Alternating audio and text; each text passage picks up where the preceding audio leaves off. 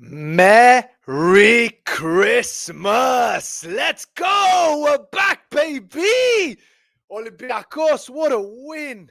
What a win! That was tense. That was nail biting. That was worrying. However, we got it done. We won. And that's all that matters.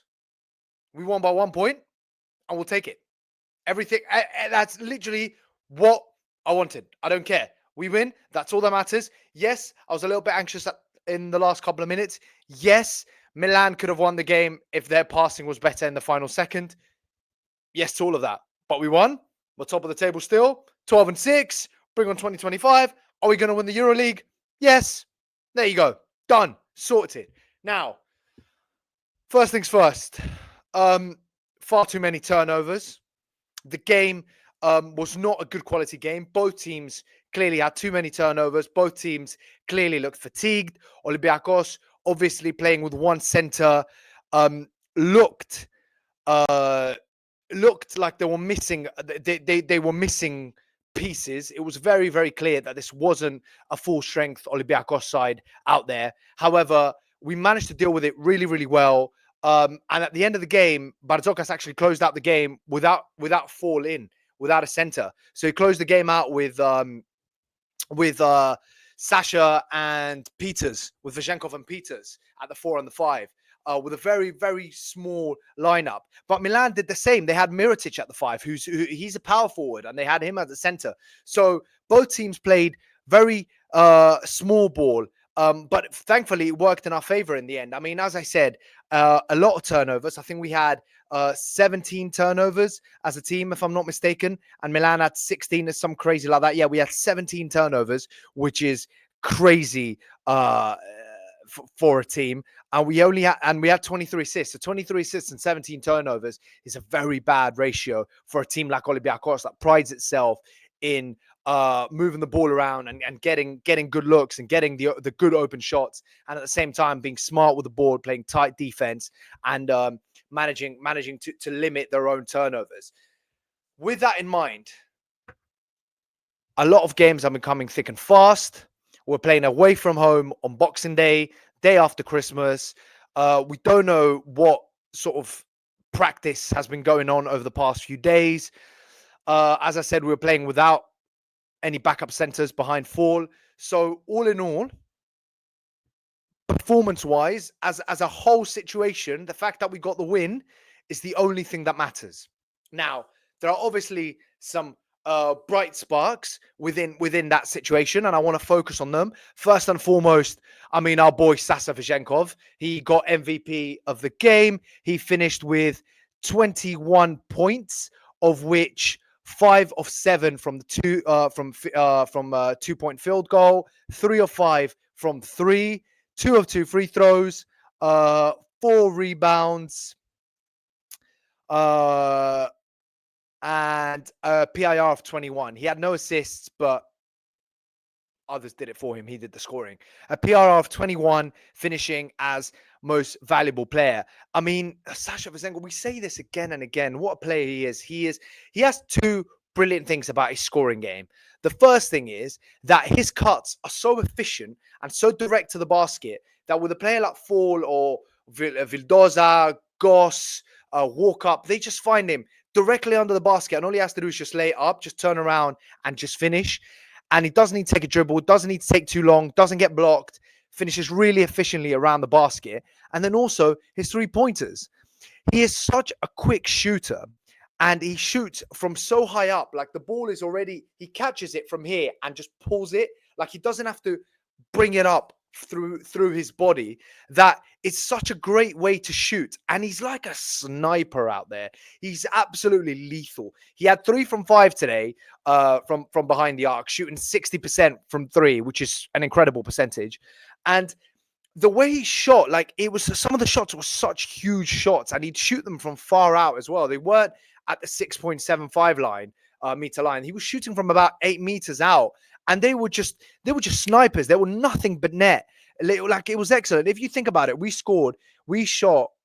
made weight. So we had how many? What were our threes like? We shot 31% from 3. We had 9 from 29, which is passable, right? Just above 30%. It's the sort of least what you need to win. 30% is the sort of, if you need to be shooting closer to 40%. However, out of that 31%, Vezenkov scored a shot at 60%. He was 3 from 5. He was a killer, absolute killer. Brilliant performance from Sasha, well deserved MVP. Now, second shout out. There's a couple of shout outs here. Second shout out goes to Evan Fournier. I mean, Ramati vazelare Fournier, s'il vous plaît, s'il vous plaît. I mean, Fournier was, again, when he was needed, he turned the fuck up. Like this beautiful, beautiful specimen of a basketball player is what we've been missing since Spanoulis retired, really. Vezenkov will drop 20 every single game, and he will have the big shots. However, the killer shots that Fournier brings, the killer shots that players like Spanoulis had, like Sergio Llull, like Mike James, Shane Larkin, these big-time clutch players, like for Panathinaikos, it's Kendrick Nunn. It's not Slukas, it's Kendrick Nunn. It's players like that, killer players. And we finally have that with Fournier. Like, all the love to Vezenkov, who was the best player today, but those killer instincts and that creating by yourself and just scoring the theoretically impossible shot, that is Fournier. And he turned the fuck up. Like, he had about 5 points. Yeah, I think he had 2 points in the first half. And then he scored 16 in the second. He had 18 points total. I can't tell you what it was, the split between the two halves. But I remember when he got his 5th point, and when he got that 3 to score his 5th point. So he had 18 points, 3 from 4, 3 or 4 from 2-point field goal range, 3 of 12 from threes, 3 or 4 from free throws.